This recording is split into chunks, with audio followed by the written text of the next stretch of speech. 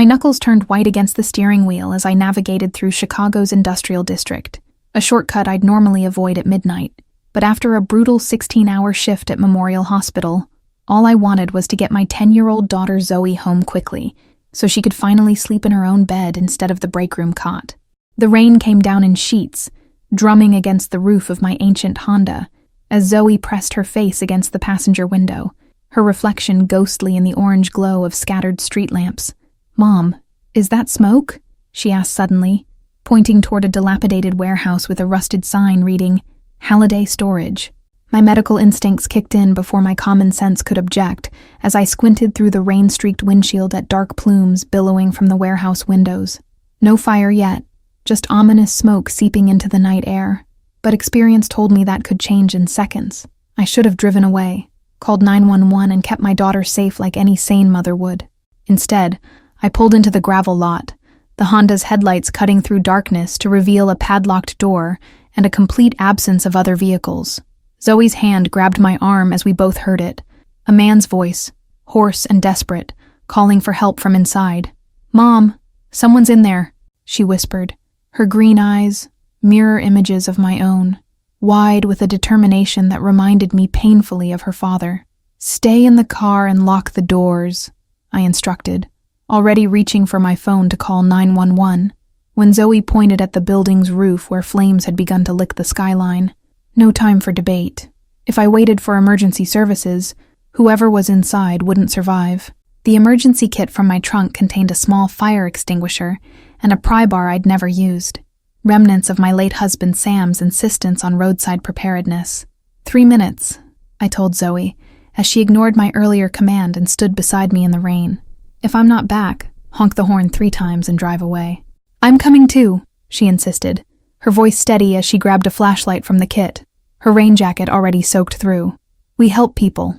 That's what we do," she added, echoing my own words from countless dinner conversations about my work in the emergency department.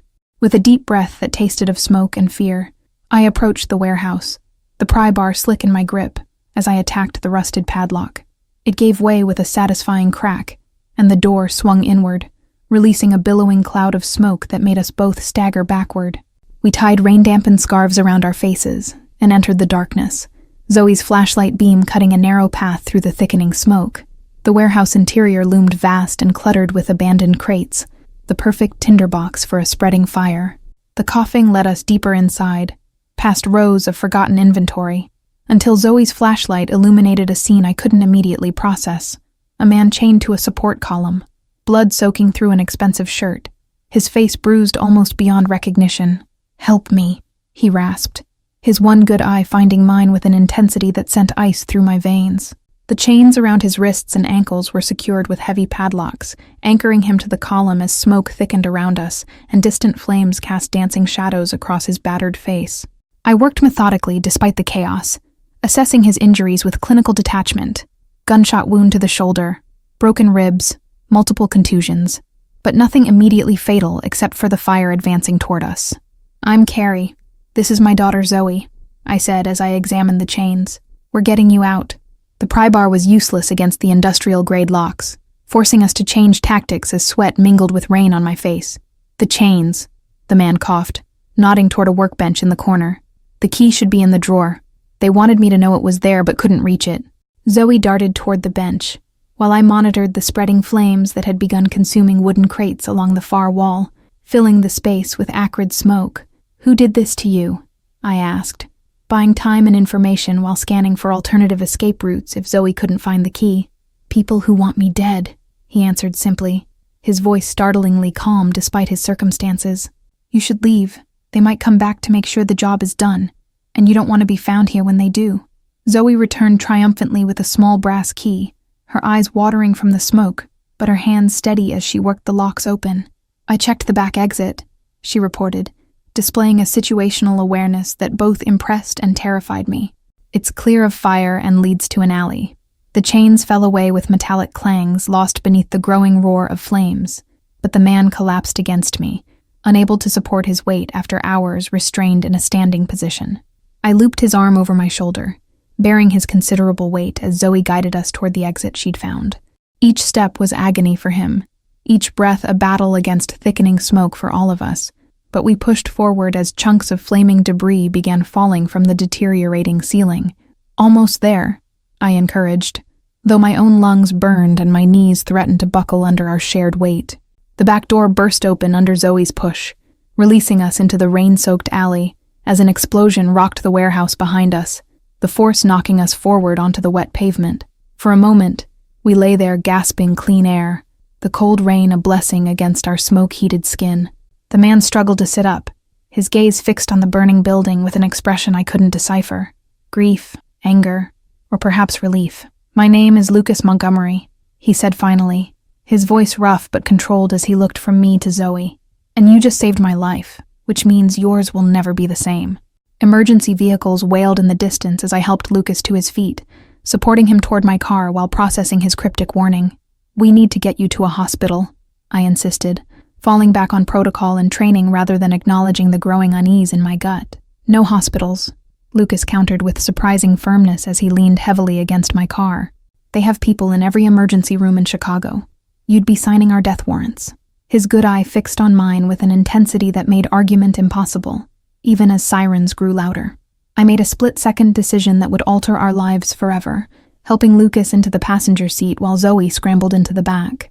"There's a cabin," I explained as I pulled away from the burning warehouse, "about 40 minutes north, near Lake Geneva, my husband's fishing retreat before he died." The drive was tense silence punctuated by Lucas's labored breathing and occasional directions from me to Zoe to apply pressure to his shoulder wound. My mind raced through possibilities and consequences, each worse than the last, as rain gave way to misty darkness on rural roads. Sam's cabin appeared exactly as we'd left it 6 months ago on our last weekend getaway, isolated, rustic, and stocked with the basic supplies I'd need. "It's not much," I apologized as I helped Lucas inside, "but it's off-grid and paid in cash years ago. No digital trail." Zoe immediately set about gathering towels and boiling water without being asked, her small face set in concentration as she channeled all the medical dramas she'd absorbed during her afternoons waiting for me at the hospital. "Is he a bad guy, Mom?" she whispered when Lucas was out of earshot in the bathroom. "I don't know," I answered honestly, unpacking my emergency medical kit that thankfully contained basic surgical supplies. "But right now, he's our patient, and we don't let patients die.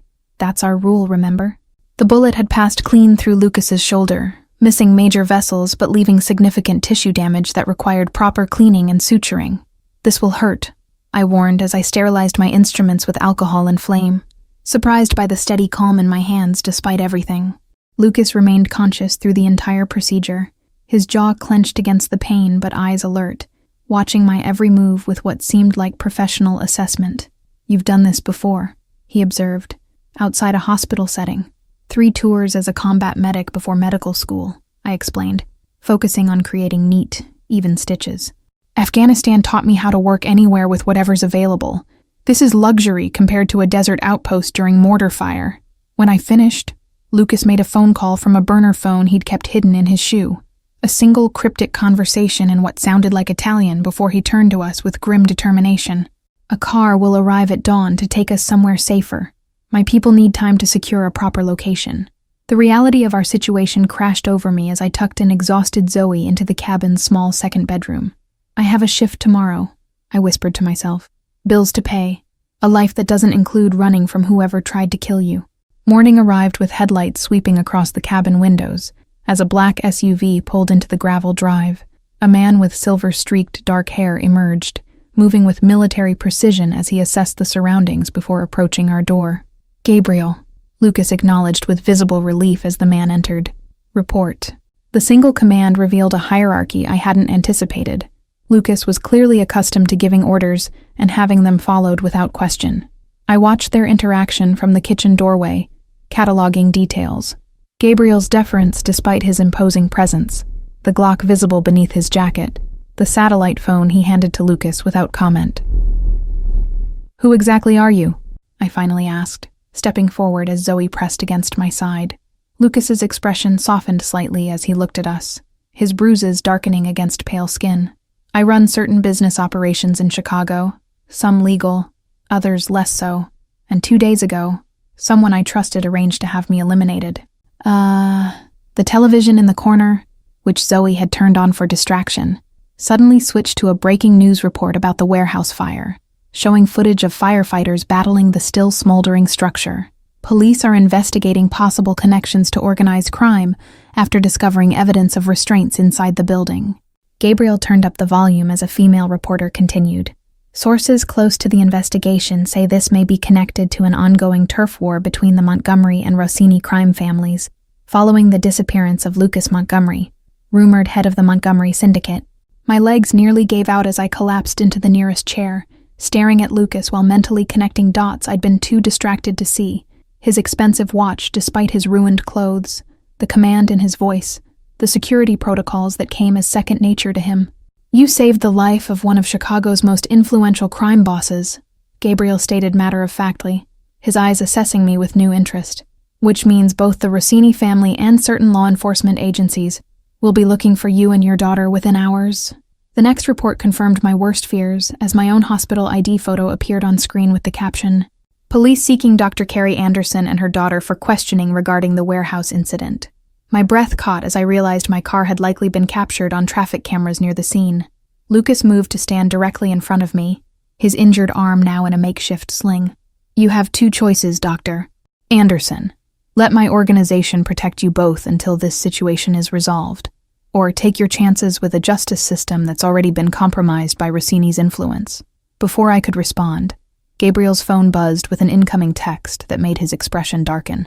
"We need to move now," he announced, already gathering our limited belongings. Rossini's men just showed up at the hospital asking questions about the doctor's schedule and home address. The journey to Lucas's estate took 3 hours, involving 2 vehicle changes and a helicopter ride that left Zoe wide-eyed with equal parts terror and excitement.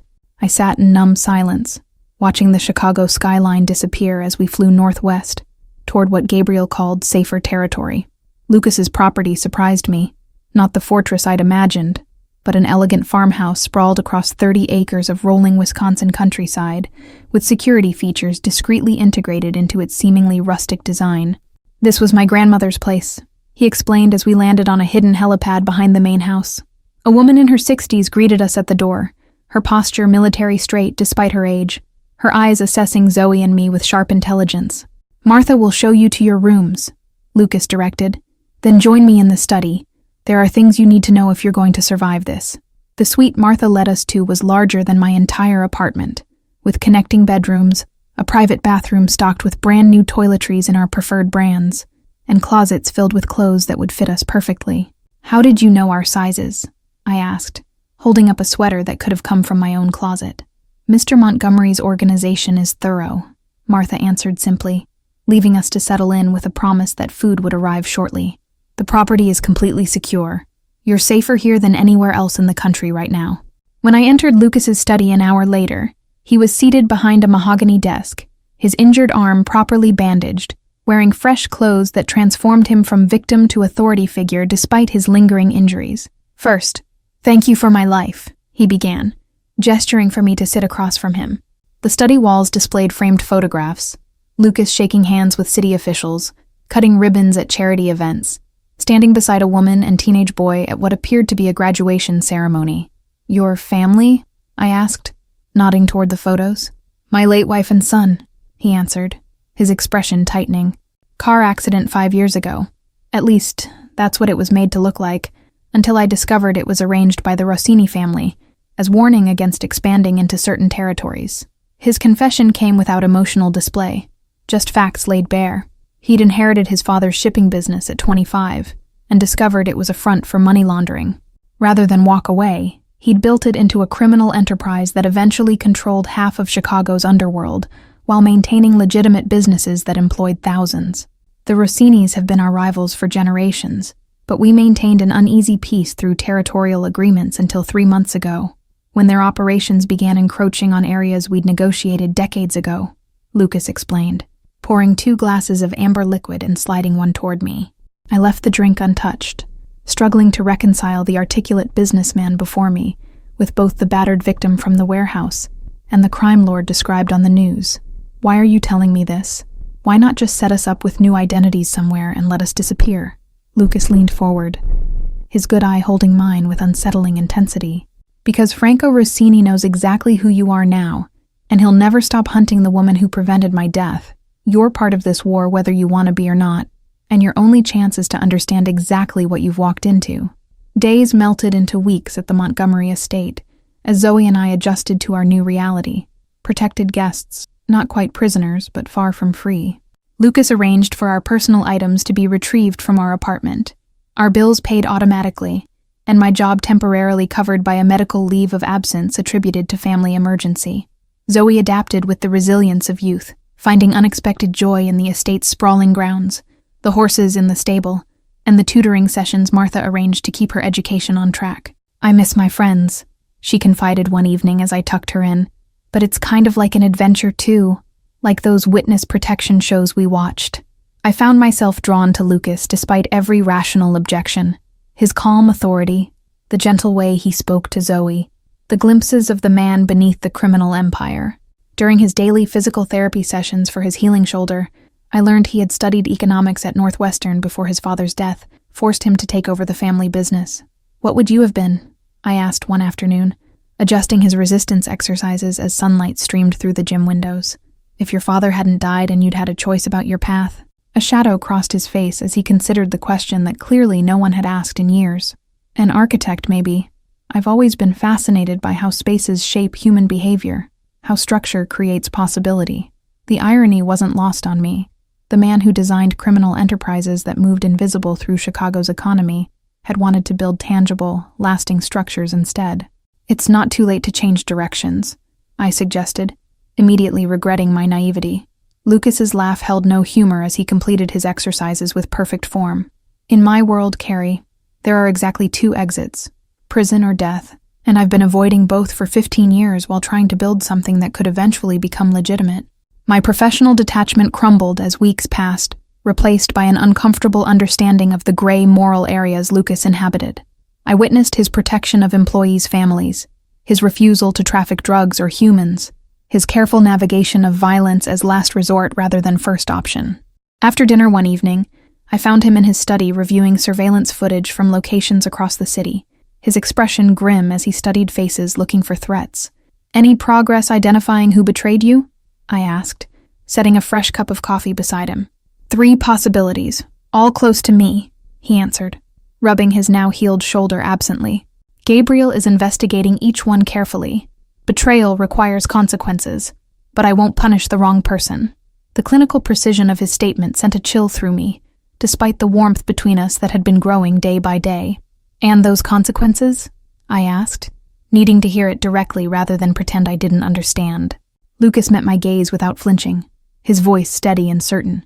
"In my world, treason means death, not from cruelty or vengeance, but because mercy to traitors gets more innocent people killed in the crossfire."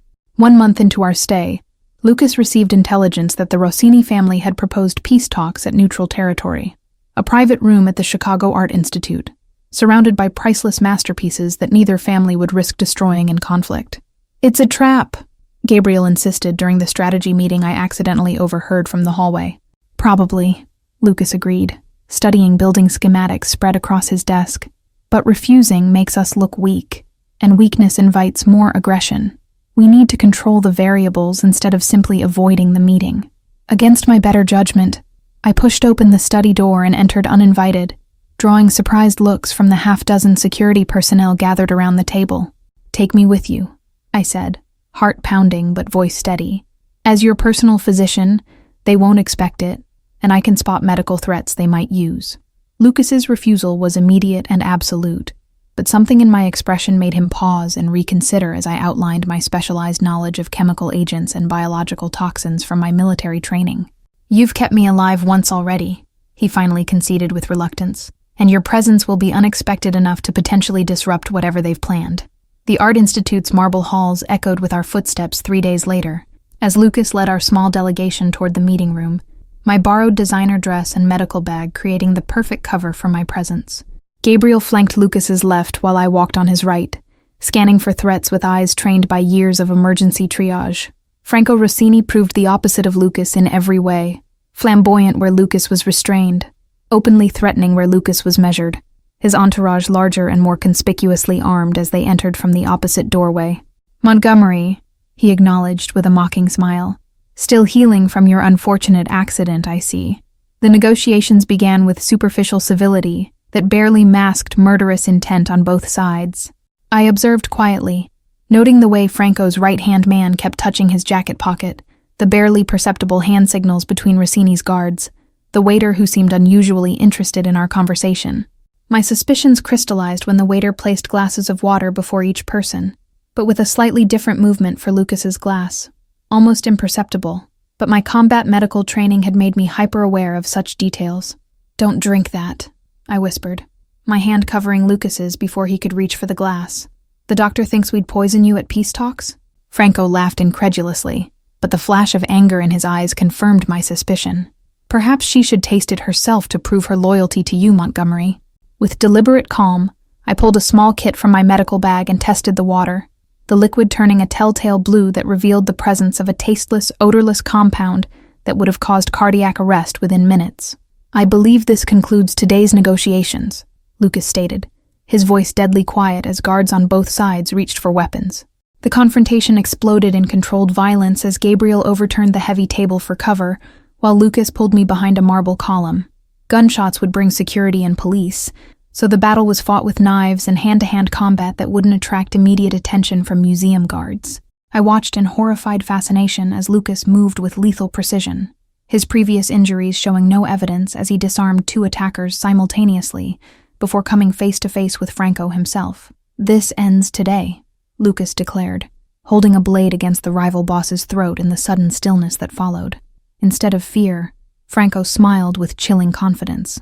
"Kill me, and the video of your doctor friend breaking you out of that warehouse goes public, along with proof she's been hiding you while officially listed as a missing person of interest. Her daughter becomes a ward of the state, while she serves time for aiding a known criminal."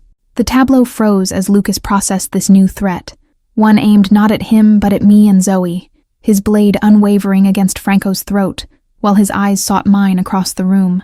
"Let him go," I said quietly, my medical training suddenly useful for a different kind of triage, determining which wounds would be survivable versus fatal for our future. The drive back to the estate passed in tense silence, Lucas's expression carved from stone as he stared out the window at Chicago's skyline receding behind us. "He outplayed me," he finally admitted, the words clearly painful for a man accustomed to controlling every variable. "Used my concern for you and Zoe as leverage I didn't anticipate. Because you've never had that vulnerability before," I observed, watching understanding dawn across his features as he recognized the double-edged sword of the connection that had grown between us. "Caring about someone gives your enemies power over you. That's why you isolated yourself after losing your family." Gabriel's urgent call interrupted further conversation. Our security had intercepted communications indicating the Rossini family had discovered the estate's location and were planning a coordinated attack within 24 hours. "We need to evacuate immediately," Lucas ordered, already making rapid decisions about resources and destination. Our evacuation to Lucas's Pacific Northwest compound happened so quickly that we barely had time to process the change. New surroundings, new security protocols, and an unexpected isolation that felt both protective and confining. "How long will we keep running?" I asked Lucas that night, as we stood on the deck overlooking the darkened forest and distant ocean. "Running isn't sustainable," he acknowledged, his profile sharp against the moonlight, "which is why I've made a decision that will either save us all or destroy everything I've built over 15 years. The following morning, Lucas convened a video conference with his top lieutenants across the country, outlining a strategy so audacious it left even Gabriel speechless. "We're converting everything," Lucas explained with calm determination. "All assets, all operations transitioning to legitimate businesses within 18 months. Whatever can't be converted will be abandoned." Lucas's response revealed the depth of his strategic thinking, which is why I've compiled evidence packages on both our organization and theirs. Everything goes to the FBI and Chicago PD if anyone moves against our people during the transition, a mutually assured destruction that gives us the time needed to complete this evolution. I watched in stunned silence as Lucas Montgomery systematically dismantled the criminal empire he'd spent 15 years building, not from external pressure but from a choice rooted in something I hadn't believed possible, a desire for a different future that included Zoe and me. "You're doing this for us," I stated later that evening when we were alone. Not a question, but a recognition that demanded acknowledgement. "Risking everything you've built, Everything you are.